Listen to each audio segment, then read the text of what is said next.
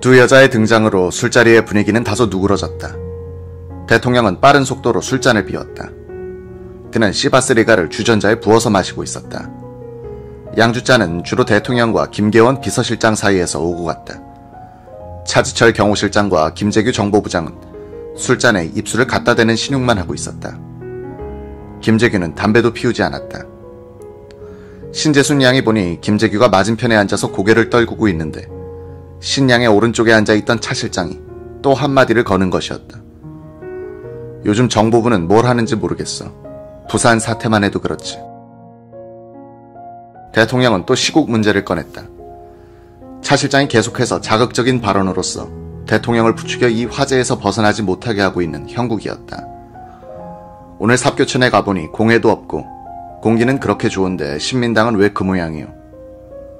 신민당은 주류가 중심이 되어 강경으로 돌아섰습니다. 정운갑을 미는 것은 비주류인데 국민들은 이들을 사꾸라시하니 힘이 없습니다. 주류의 협조가 없이는 정대행체제의 출범이 불가능합니다. 우리가 공작하던 현 당직자 백지화도 수포로 돌아갔습니다. 그까짓 새끼들 싹 쓸어버리겠습니다. 차 실장은 예의 강경한 소리를 되풀이했고 김 부장은 대책 없는 비관론을 되풀이하니 대통령도 난감한 표정이었다. 한편 정승화 총장은 오후 5시 30분경에 총장실에서 나와 한남동 공관에 가서 사복으로 갈아입었다. 오후 6시 10분경에 공관을 출발했다.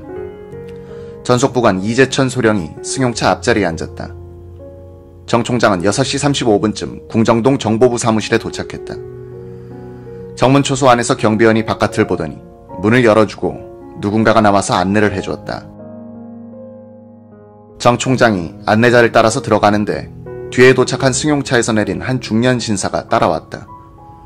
사복 차림의 전속부관 이재천이 그 신사에게 우리 참모총장이십니다 라고 소개를 했다. 신사는 문전에서 제2차장 보입니다 라고 인사를 하더니 정 총장을 안내하여 1층 대기실로 같이 들어가 앉았다. 이때 정보부장 수행비서관 박흥주 대령이 오더니 차장보에게 귓속말로 말했다. 부장께서 각하와의 만찬 자리에 가시면서 두 분이 먼저 식사를 하시라고 했습니다.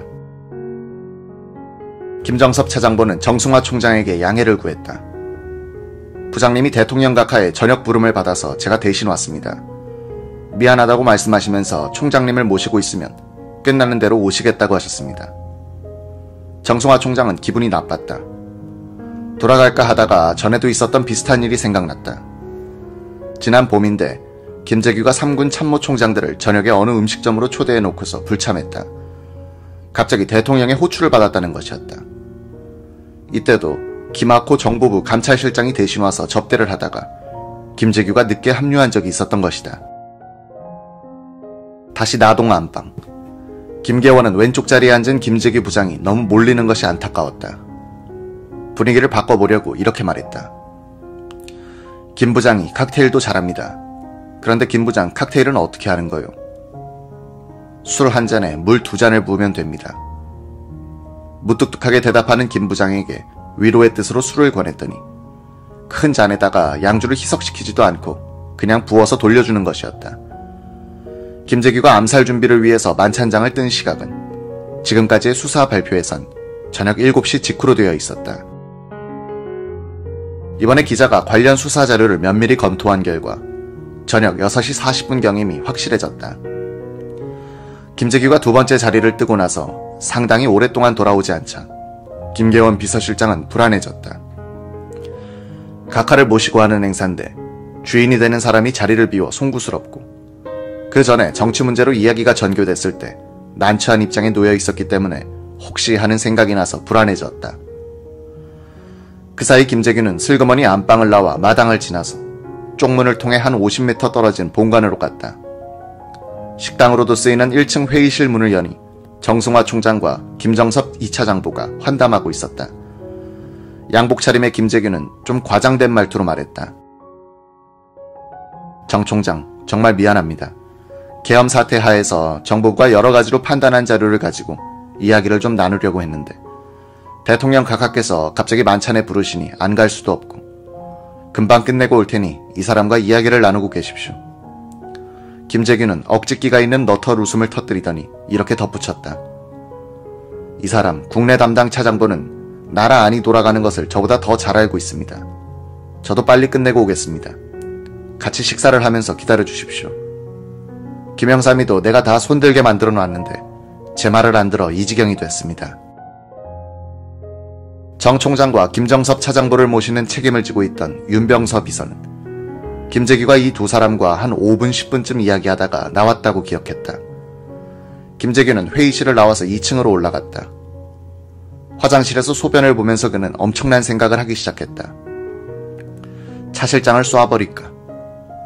그런데 차 하나 쏴서 근본적인 문제 해결은 안 되지 않는가? 한다면 각하를 제거해야지 하고 거사를 결심하게 됐습니다.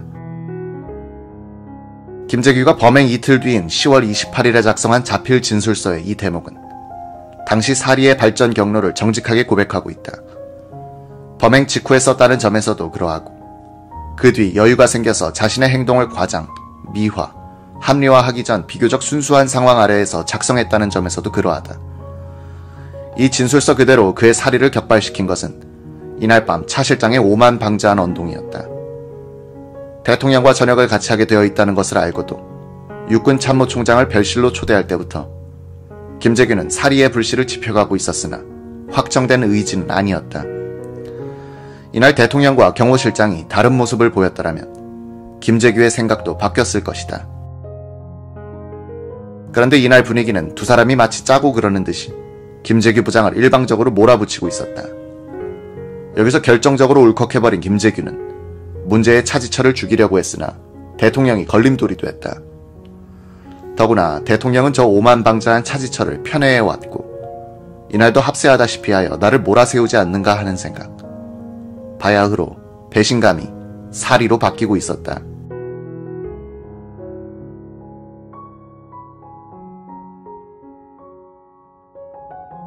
박정희까지 쏘자는 결론에 도달한 김재규에게는 옆집에 초대해둔 정승화 총장의 존재가 새로운 의미를 띠게 됐다. 김재규는 화장실에서 나오자 책장 선반 책 뒤에 감춰두었던 32구경의 작은 독일제 호신용 권총을 꺼내 바지 오른쪽 호주머니 속에 유달리 크게 만든 라이터용 주머니에 집어넣었다. 나동의 관리 책임자인 남효주는 대통령 일행이 식사 중인 안방에 음식을 들고 들어갔다가 부장이 보이지 않자 신경이 쓰였다. 그는 방을 나오자마자 현관으로 가봤다. 부장의 신발이 없었다. 주방으로 돌아오니 식당차 운전사 김용남이 보였다. 과장님 어디에 계신가? 저 뒤 어디에 있을 겁니다. 남효주는 경호원 대기실로 가봤다. 그는 의전과장 박선호를 발견하고는 부장이 나가신 지 오래됐는데요 라고 일러주었다. 박선호는 항상 갖고 다니는 손전등을 비추면서 구관 쪽으로 건너갔다. 구관과 본관 사이 쪽문에서 경비를 서고 있던 장민순 경비원에게 물어보니 부장은 5분 전에 쪽문을 지나 본관으로 갔다고 했다.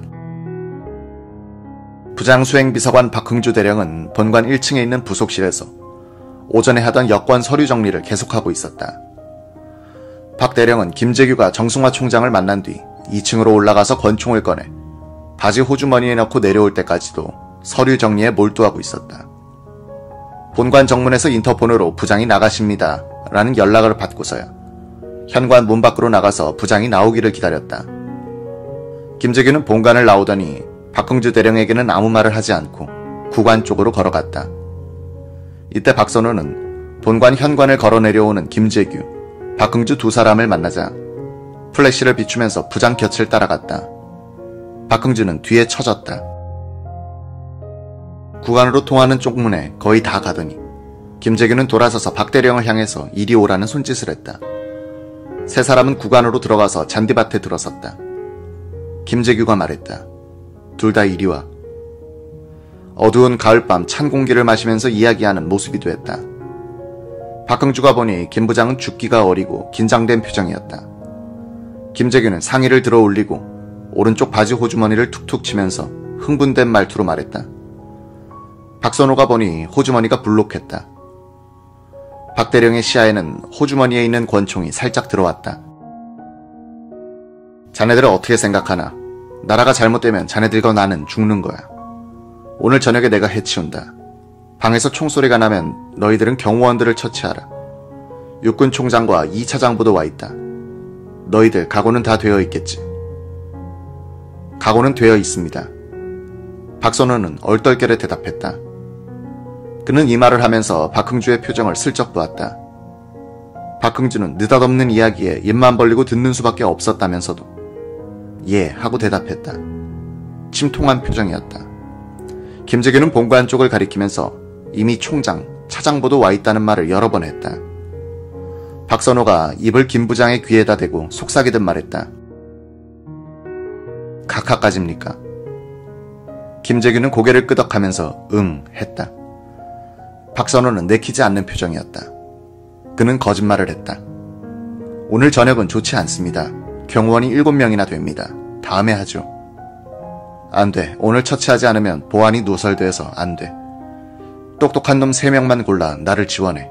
다 해치워.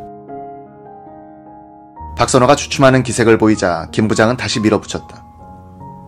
믿을 만한 놈 3놈 있겠지. 박선호는 엉겁결에 예 있습니다 라고 답했다. 좋습니다. 그러시면 30분의 여유를 주십시오. 안 돼. 너무 늦어. 30분이 필요합니다. 30분 전에는 절대로 행동해서는 안 됩니다. 알았어. 김재규는 박흥주 대령을 향해서 느닷없이 자유민주주의를 위하여 라고 중얼거리더니 권총이 든 호주머니를 탁 쳤다. 그러고는 두말 없이 나동으로 들어가는 것이었다. 박선호는 플래시를 비추면서 부장을 따라서 나동 현관까지 수행했다. 이들의 수작하는 장면을 바라보고 있었던 본관 정문 초소 근무자 이말윤에 따르면 이 세 사람들이 붙어서서 대화한 시간은 1분쯤이었다고 한다. 이 짧은 시간에 무슨 진지한 논의가 있을 수 없었다. 김 부장의 일방적인, 저돌적인 선전포고가 있을 뿐이었다. 그는 엄청난 계획을 던져놓고는 그냥 만찬장으로 들어가 버렸다.